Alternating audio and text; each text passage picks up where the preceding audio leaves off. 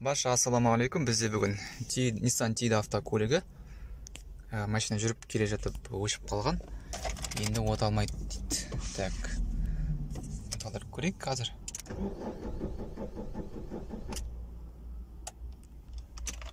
Так, бізде тахометр қозғала ма екен? Тахометр сәл болса қозғалады. Так, енді ең бірінші біз қазір диагностика жасап көреміз.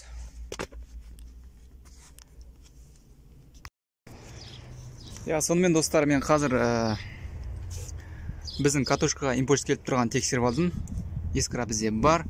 Форсункаға импульс тексердім, форсункаға да бар. Содан кейін мен барлық предохранительдер тексеріп шықтым. Предохранительдер барлығы сау. Тек мұнан мен реле, бензонасостың релесін таба алмадым. Насос істей ме, істемей ме соны анықтау үшін. Сондықтан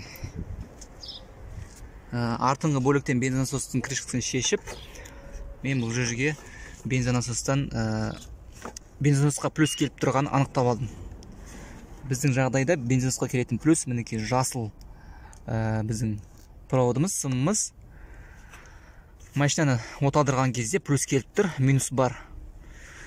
Содан кейін бензонасостың өзіне прозвонка жасап алдым. Қазір бір жасыл проводтан плюс келу керек проводтан минус после нагрузки шығу керек. Бірақ өкінішке орай біздің насос істен шыққан екен. Сондықтан мен қазір мынандай вариантты көрдім. Қарапайым выдышканы алдым да шашып, қазір мен зажигание ашып алайын.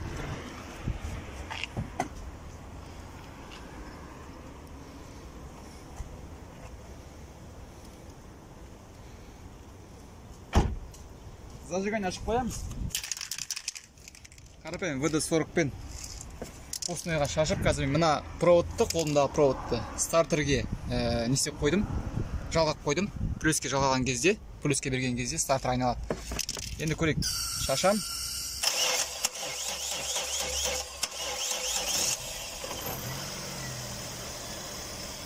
Машина оталды алып тастаған кезде машина соңып қалады. Демек бізде қазір бензонасос жасамай тұр. Бензонасос алмастыратын боламыз. Мінекей осылай бензонасосты шешпей-ақ бензонасостың жұмыс істемей тұрғанын анықтап алдым.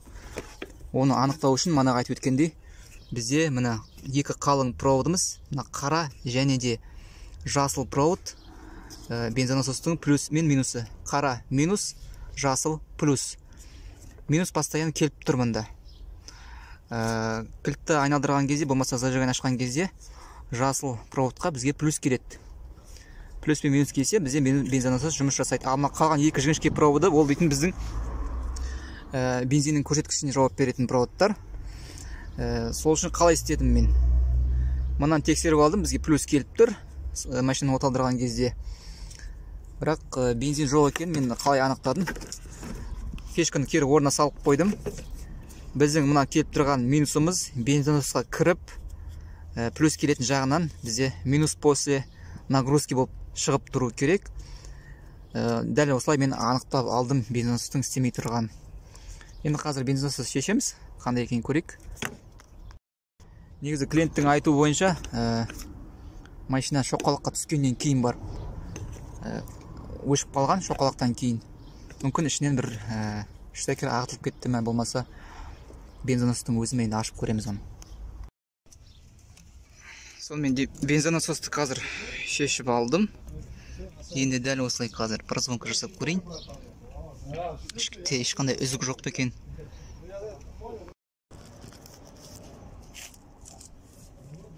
Прозвонка жасау үшін қарапайым контрольмен жасай беремін мен. Плюске және минуске тигізем. Бір-біріне прозвонка жасалынбайды. Енді минусты прозвонка жасап жіберейін. Минус бізге келіп тұр екен. Минус штекерге дейін келіп тұр. Плюсіміз штекерге дейін келіп тұр. Демек, насостың өзінен штекерге дейін ешқандай үзік жоқ. Бензонасостың өзі істен шыққан.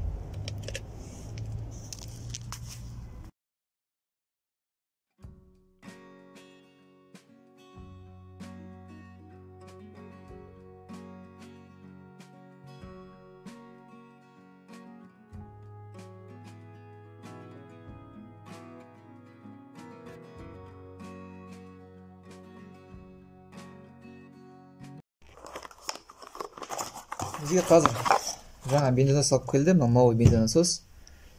Енді осыны тексерейік, мысалға істейтін істемейтін қалай білеміз.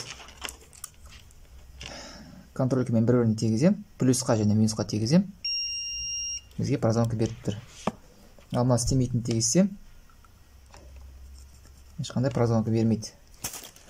Жалпы істеп тұр деген сөз, бірақ та оның давлениесін анықтайтын. Жалпы істеп тұр деген сөз, бірақ та ол дейтін прозвонка береді деген сөз, давлениесі мықты деген сөз емес. Жалпы істейді деген нәрсе. Енді осы салып көреміз. Бензонасосты қазір кері орнына салып жатырмын.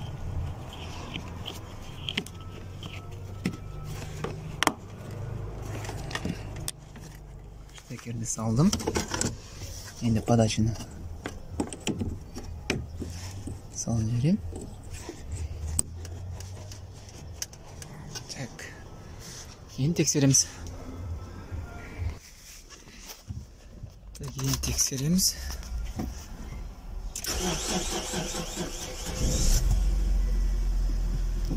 İşine otaldı.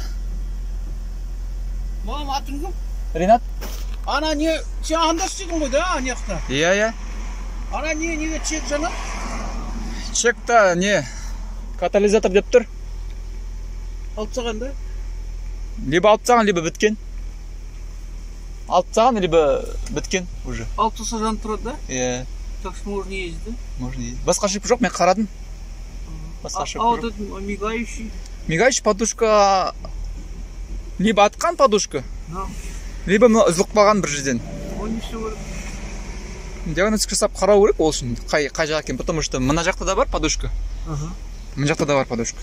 Басқа іште мына. Мазга мынарда дейді да? Я обычно мыналарда болады. Мына астында. Иә. Мазгадан емес, көбінесе сол. Мына шлейф үзіліп қалады. Содан болады. Мазгадан емес? Мазгадан емес. Сен қап төлесің бұған.